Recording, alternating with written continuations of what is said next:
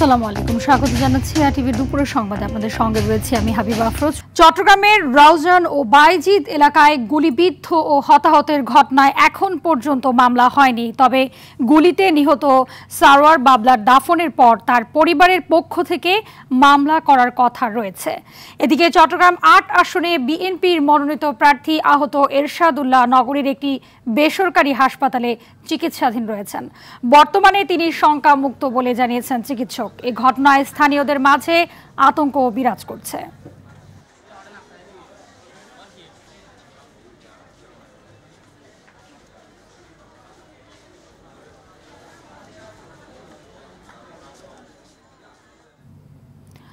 দর্শক, এ বিষয়ে আরো জানাতে চট্টগ্রাম থেকে সরাসরি যুক্ত হচ্ছেন সহকর্মী সাইফুল মাহমুদ। সাইফুল, জানাবেন যে গোলাগুলির ঘটনায় বিএনপির নেতাকর্মী ও স্থানীয় মানুষরা কি বলছেন এ বিষয়ে?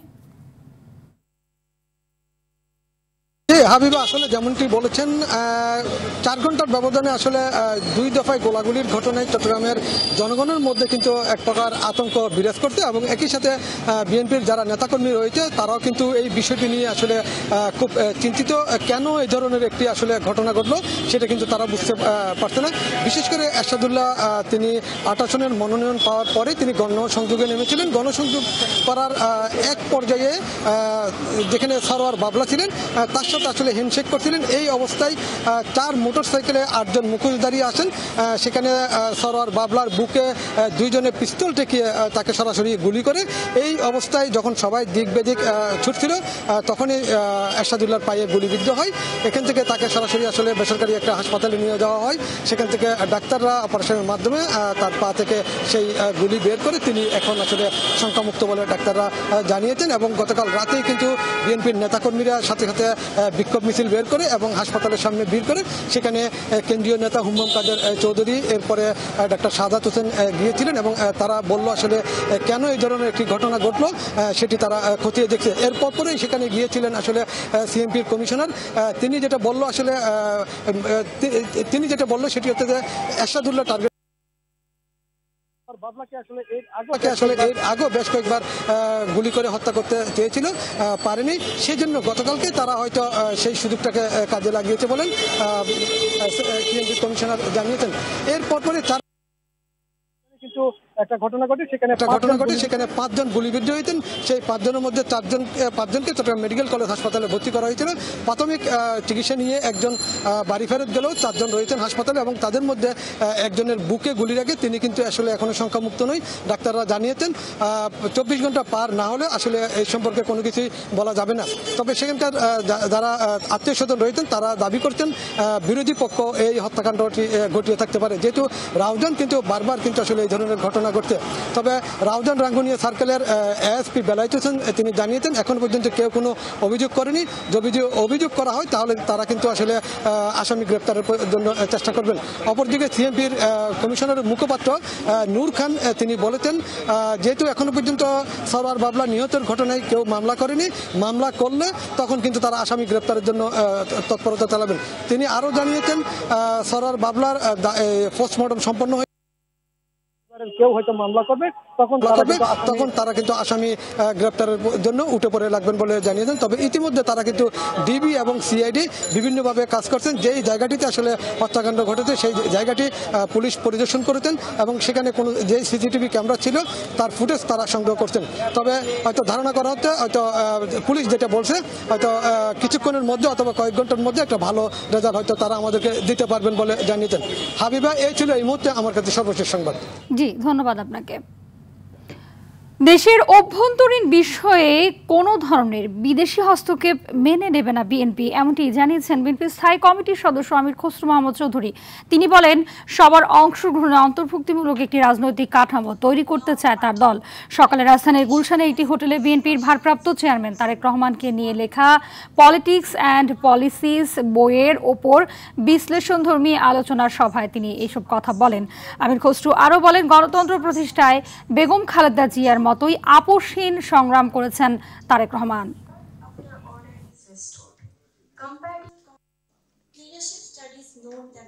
এটা একটা ইস্যুর পরিষ্কার পরস্পর সম্মানবোধ, পরস্পর স্বার্থ সংরক্ষণ, বাংলাদেশের অভ্যন্তরীণ বিষয়ে কারো হস্তক্ষেপ চলবে না। and geo autonomy, strategic autonomy. এই strategic autonomy মধ্যে আমরা আমাদের সিদ্ধান্ত নিব, আমার ভূতাত্ত্বিক জিওপলিটিক্যালি আমাদের সিদ্ধান্ত, যে গণতন্ত্র অর্থনীতিকে গণতন্ত্রের মাধ্যমে একটা লেভেল প্লেইং ফিল্ড সৃষ্টি হবে, যেখানে সমস্ত প্রত্যেকটি নাগরিক সমানভাবে অংশগ্রহণ করতে পারে। এদিকে জাতীয় বিপ্লব ও সংহতি দিবস উপলক্ষে দেশবাসীকে শুভেচ্ছা জানিয়েছেন বিএনপির ভারপ্রাপ্ত চেয়ারম্যান তারেক রহমান। ফেসবুকে দেয়া এক পোস্টে ৭ নভেম্বর চেতনায় সকল জাতীয়তাবাদী শক্তিকে ঐক্যবদ্ধ হয়ে শক্তিশালী গণতন্ত্র বিনির্মাণের আহ্বান জানান। তিনি বলেন, বাংলাদেশের ইতিহাসে ১৯৭৫ সালের ৭ নভেম্বর সিপাহী জনতার বিপ্লব শুধু মোড় পরিবর্তনকারী ঘটনায় নয়, দেশে আধিপত্য বিরোধী জাতীয়তাবাদী রাজনীতির অভ্যুত্থানের সূচনা। সিপাহী জনতার বিপ্লবের মাধ্যমে দেশের সার্বভৌমত্ব রক্ষা পায়। তাই ৭ নভেম্বরের ঐতিহাসিক বিপ্লব অত্যন্ত তাৎপর্যমণ্ডিত।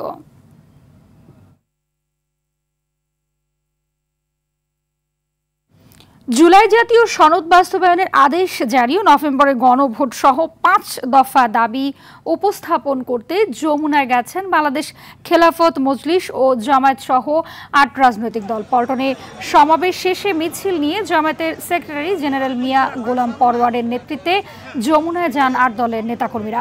যমুনায় স্মারকলিপি প্রদানের মাধ্যমে দাবি উপস্থাপন করবেন তারা। নিরাপত্তার স্বার্থে ইতিমধ্যেই বিপুল সংখ্যক পুলিশ সদস্য সেখানে অবস্থান নিয়েছেন। অবিলম্বে জুলাই সনদ বাস্তবায়ন আদেশ জারি করা এবং জাতীয় নির্বাচনের পূর্বে গণভোটের তারিখ ঘোষণা করা প্রয়োজন। এই মর্মে ঐক্যমত্য কমিশনের পক্ষ থেকে সরকারের কাছে জুলাই সনদের সুপারিশ সমূহ পেশ করা হয়েছে। পেশকৃত জুলাই জাতীয় সনদ বাস্তবায়নের ইস্যুতে প্রধান রাজনৈতিক দলসমূহের মধ্যে ভিন্ন মত সৃষ্টি হয়েছে, যা নিরসনের দায়িত্ব কমিশনের পক্ষ থেকে সরকারের উপরই অর্পণ করা হয়েছে। দর্শক, এ বিষয়ে আরো জানাতে প্রধান উপদেষ্টার বাসভবন যমুনার সামনে রয়েছেন সহকর্মী হাসান মাহমুদ। তার কাছ থেকে জেনে নিব বিস্তারিত। হাসান, দাবি উপস্থাপনের বিষয়ে আর কি তথ্য রয়েছে আপনার কাছে, এবং জানাবেন যে সেখানকার সার্বিক পরিস্থিতি কি দেখছেন?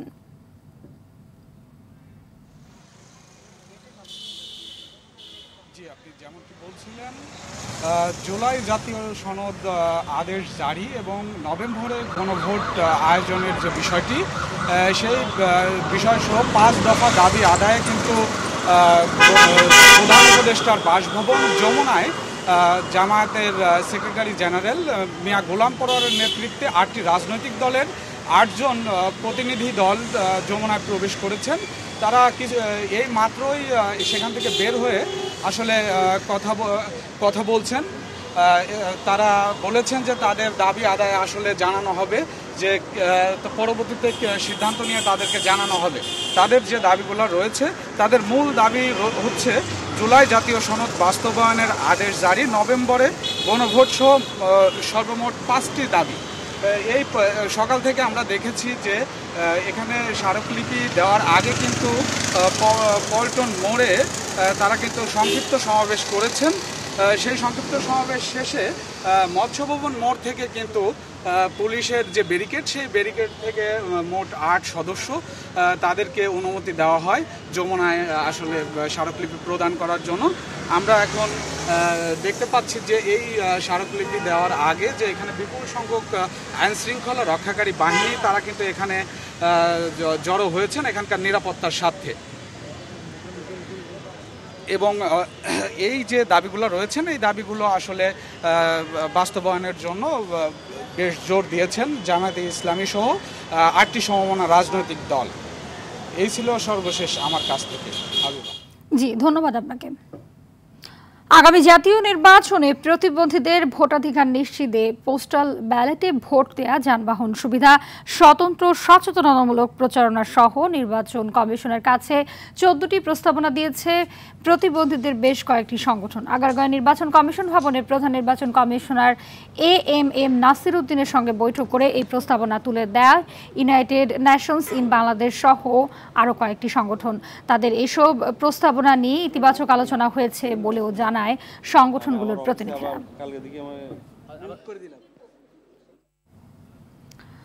তত্ত্বাবধায়ক সরকার ব্যবস্থা নিয়ে রাষ্ট্রপক্ষের দ্বিতীয় দিনের বক্তব্য উপস্থাপন শেষ হয়েছে। পরবর্তী শুনানি আগামী মঙ্গলবার। নির্বাচনকালীন এই সরকার ব্যবস্থা ফেরাতে করা আপিলের নবম দিনের শুরুতে অ্যাটর্নি জেনারেল মোহাম্মদ আসাদুজ্জামান বলেন, সুষ্ঠু ও নিরপেক্ষ নির্বাচন ছাড়া গণতন্ত্র অর্থহীন। একে রক্ষায় সতর্কতা ও দূরদর্শিতা প্রয়োজন। প্রধান বিচারপতি ডক্টর সৈয়দ রেফাত আহমেদের নেতৃত্বাধীন 7 সদস্যের বিচারপতির পূর্ণাঙ্গ বেঞ্চে এই আপিলের শুনানি হয়। এর আগে বুধবার বিএনপির পক্ষের শুনানির মধ্য দিয়ে শেষ হয় আপিলকারী সব পক্ষের শুনানি। গত বছরের 27 আগস্ট তত্ত্বাবধায়ক ব্যবস্থা বাতিলের রায় পুনর্বিবেচনা চেয়ে আপিল করেন বিএনপির মহাসচিব ও জামায়াতের সেক্রেটারি জেনারেল সহ 8 জন।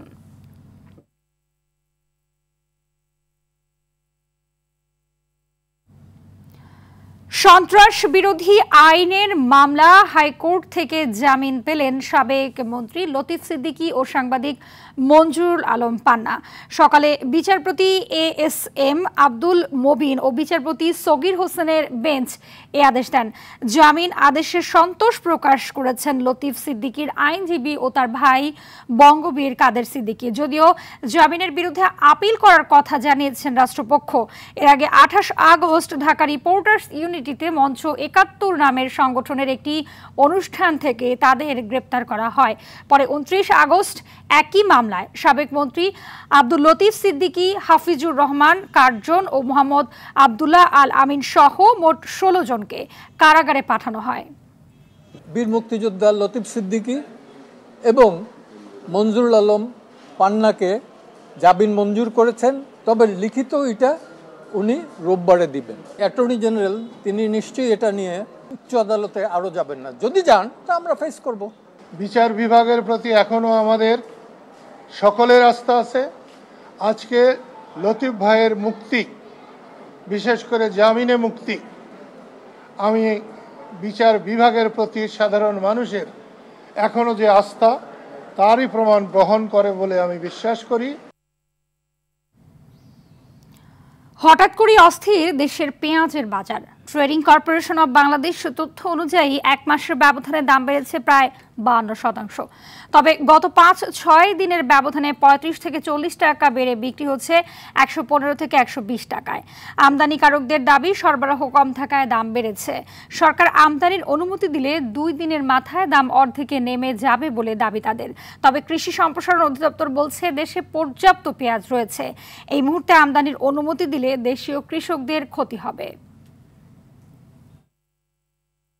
যা পেঁয়াজ আমদানি হচ্ছে কৃষকের হাত থেকে, পাবনা, ফরিদপুর, রাজশাহী, মানিকগঞ্জ, কৃষকের কাছ থেকে আসতেছে। কোন স্টক পার্টির হাতে পেঁয়াজ নাই, কৃষকের হাতে পেঁয়াজ শর্ট থাকার কারণে বাজার বেড়ে যেতেছে। গত সপ্তাহে এটা আমরা 70 টাকা করে পেয়েছিলাম আর কি প্রতি কেজি। এখন এসে দেখলাম যে 110 টাকা করে কেজি। এখন দোকানদার বলতেছে যে আপনার আমদানি কমে গেছে, এই জন্য দাম বেড়ে গেছে।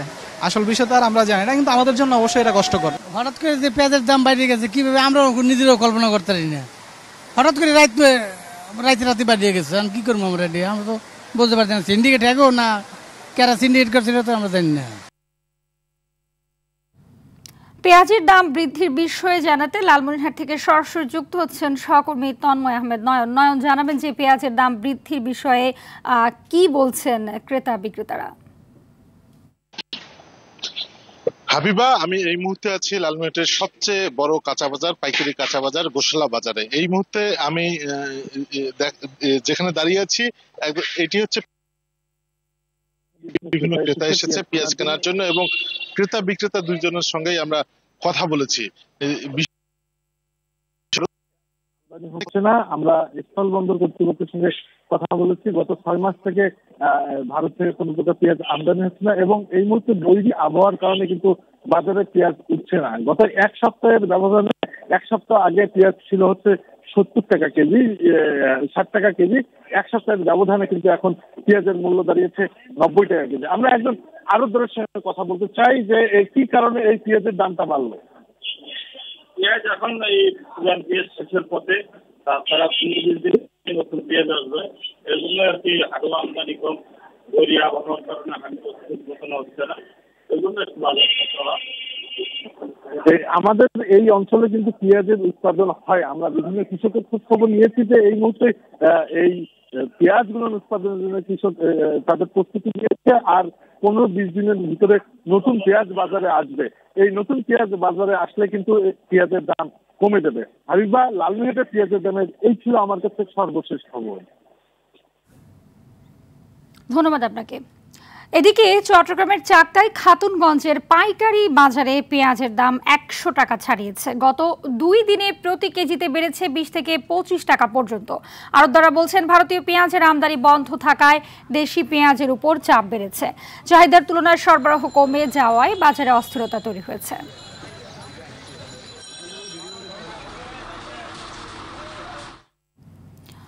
অবশেষে একীভূত হওয়ার প্রক্রিয়া থাকা শরিয়া ভিত্তিক 5 ব্যাংকের শেয়ার লেনদেন স্থগিত রাখা হয়েছে। পুঁজিবাজার নিয়ন্ত্রক সংস্থা Bangladesh securities and exchange commission সকালে এসব ব্যাংকের শেয়ার লেনদেন স্থগিতের সিদ্ধান্ত জানিয়েছেন। দেশের 2 স্টক এক্সচেঞ্জে দিনের লেনদেন শুরুর আগেই এই সিদ্ধান্তের কথা বিনিয়োগকারীদের জানানো হয়। ব্যাংক 5টি হলো ফার্স্ট সিকিউরিটি ইসলামী ব্যাংক, সোশ্যাল ইসলামী ব্যাংক, গ্লোবাল ইসলামী ব্যাংক, ইউনিয়ন ব্যাংক ও এক্সিম ব্যাংক। এর ফলে আজ থেকে শেয়ার বাজারে 5 ব্যাংকের শেয়ার লেনদেন বন্ধ থাকবে। গতকাল এই 5 ব্যাংকের পরিচালনা পর্ষদ ভেঙে দিয়ে তাদের দায়িত্ব নিয়েছে বাংলাদেশ ব্যাংক। ব্যাংকগুলোতে প্রশাসক নিয়োগ দেওয়া হয়েছে।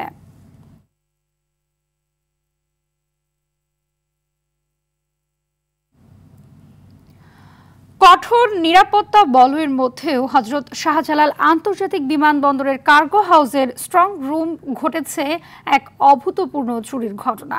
অগ্নিকাণ্ডের পর সুযোগ নিয়ে দুর্ধর্ষ চক্রটি ভল্টের তালা ভেঙে লুট করে নেয় 7টি অস্ত্র। এই ঘটনায় বিমানবন্দর থানায় একটি জিডি করেছে বিমান কর্তৃপক্ষ। বিস্তারিত জানাচ্ছেন দীপ্ত চন্দ্র পাল। গত 17 অক্টোবর দুপুরে ভয়াবহ আগুন লাগে হযরত শাহজালাল আন্তর্জাতিক বিমানবন্দরের কার্গো ভিলেজে। টানা 17 ঘন্টার আগুনে পুড়ে যায় আমদানি করা বিপুল পণ্য।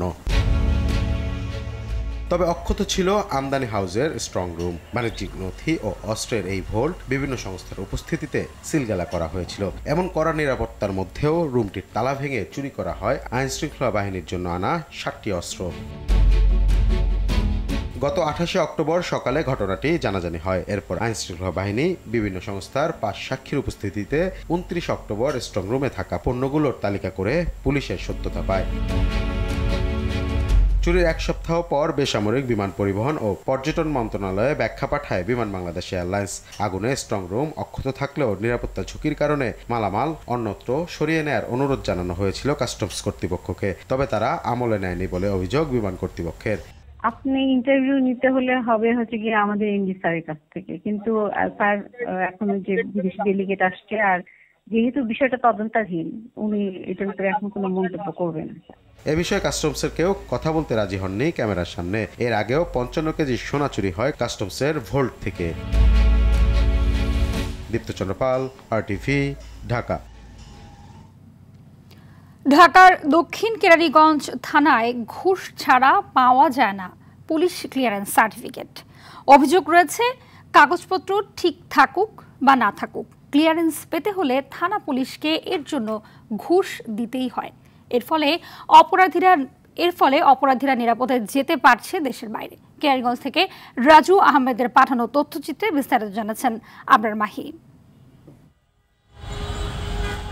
জাতীয় নিরাপত্তা নিশ্চিত করতে অপরাধীদের বিদেশে পালিয়ে যাওয়ার ঝুঁকি কমাতে এবং আবেদনকারী কোনো ব্যক্তি তার এলাকায় অপরাধমূলক কার্যকলাপের তথ্য আছে কিনা তা যাচাই করতে সাধারণত পুলিশ ক্লিয়ারেন্স দেয়া হয়। তবে ঢাকার দক্ষিণ কেরানীগঞ্জ থানায় টাকা দিলেই মিলছে পুলিশ ক্লিয়ারেন্স সার্টিফিকেট। সম্প্রতি আরটিভির অনুসন্ধানে উঠে আসে দক্ষিণ কেরানীগঞ্জ থানার পুলিশ ক্লিয়ারেন্সে ঘুষ বাণিজ্যের তথ্যচিত্র। গোপন ক্যামেরায় ধরা পড়ে কাগজপত্র ঠিক থাকার পরেও পুলিশ ক্লিয়ারেন্স করানোর জন্য দক্ষিণ কেরানীগঞ্জ থানার এক এএসআইকে দিতে হচ্ছে ঘুষ। যে কোনো বিষয়ে আসলে পুলিশ ওইভাবে গ্রহণযোগ্যতা দেখায় না। যখন সে এক্সট্রা মানি দেয় তখন সেই বিষয়গুলো গুরুত্ব সহকারে দেখা হয় আর কি। সব কিছু ঠিক আমি বের হওয়ার পরে থানা থেকে আমার কাছ থেকে অফিসার চাঁদা দাবি করে। বলে যে নাস্তা খাওয়ার জন্য টাকা দিতে। সামান্য পুলিশ ক্লিয়ারেন্সের জন্য 10,000 টাকা পর্যন্ত মানে দাবি করেছে। ঘুষ নেয়া অভিযুক্ত ওই এএসআই সদস্য জানান, ক্লিয়ারেন্সের জন্য নেয়া ঘুষের টাকা 4 ভাগ করতে হয়। শুধু তাই নয়, টাকা দিলে কাগজপত্র ছাড়াই মিলে পুলিশ ক্লিয়ারেন্স সার্টিফিকেট। আবেদন ফি সব আপনি করে দেবেন। ও জাস্ট পাসপোর্টের ফটোকপি দিবে আর আইডি কার্ডের ফটো। 8,000 টাকা বেশি হয়ে যাবে। দিতে হবে, মানে সব জায়গায় না দিলে আমার উপর আবার প্রেশার আছে। এ বিষয়ে দক্ষিণ কেরানীগঞ্জ থানা অফিসার ইনচার্জ সৈয়দ মোহাম্মদ আক্তার হোসেন ক্যামেরার সামনে কথা বলতে রাজি হননি। পুলিশের এই ঘুষ বাণিজ্যে অতিষ্ঠ সেবা প্রত্যাশীরা। এ থেকে মুক্তি পেতে সরকারের সুদৃষ্টি কামনা করেন ভুক্তভোগীরা। আবরার মাহি, RTV। জাতীয় দক্ষতা উন্নয়ন কর্তৃপক্ষ NSD এর কার্যনির্বাহী কমিটির 14তম সভা অনুষ্ঠিত হয়েছে। প্রধান উপদেষ্টার কার্যালয়ে প্রধান উপদেষ্টার মুখ্য সচিব ও কার্যনির্বাহী কমিটির সভাপতি এম সিরাজউদ্দিন মিয়ার সভাপতিত্বে এই বৈঠক হয়। সভায় জাতীয় পর্যায়ে দক্ষতা উন্নয়ন কার্যক্রমের কৌশলগত দিক নির্দেশনা ও সমন্বয়, প্রশিক্ষণের অর্থায়ন, সনদায়নের মনোনয়ন, আন্তর্জাতিক স্বীকৃতি অর্জন এবং বৈদেশিক কর্মসংস্থানের সুযোগ সম্প্রসারণ বিষয়ে গুরুত্বপূর্ণ নীতিগত আলোচনা হয়। সভায় বিভিন্ন মন্ত্রণালয়ের সচিব, অধিদপ্তর ও সংস্থা প্রধানরা উপস্থিত ছিলেন। পবিত্র মাহে রমজান উপলক্ষে মাসব্যাপী RTVর 16তম হিফজুল কোরআন প্রতিযোগিতা GPH ইস্পাত আলোকিত কোরআন 2026 powered by RFL pipe and fittings এর অডিশন চলছে সারা দেশে। এর অংশ হিসেবে আজ অনুষ্ঠিত হয়ে গেল কুমিল্লা জোনের অডিশন। সকালে কুমিল্লার নূরে মদিনা তাহফিজুল কোরআন মাদ্রাসায় এই অডিশন অনুষ্ঠিত হয়। এতে কুমিল্লা ও আশপাশের বিভিন্ন মাদ্রাসা থেকে প্রায় 1.5 শতাধিক প্রতিযোগী অংশ নেয়। প্রাথমিক বাছাই পর্বে বিচারক হিসেবে দায়িত্ব পালন করেন শিবলি নোমান, মিফতাহুস সালিহিন ও হাফেজ কারি সিরাজুল ইসলাম। পরে প্রতিযোগী, ওস্তাদ ও বিচারক মণ্ডলীর অংশগ্রহণে র্যালি বের করা হয়। আগামী 11 নভেম্বর ফরিদপুর জোনের অডিশন অনুষ্ঠিত হবে। দুপুরের সংবাদ এ পর্যন্তই। জেলা সংবাদ বিকেল 4:45টায় দেখার আমন্ত্রণ রইল। ধন্যবাদ সবাইকে।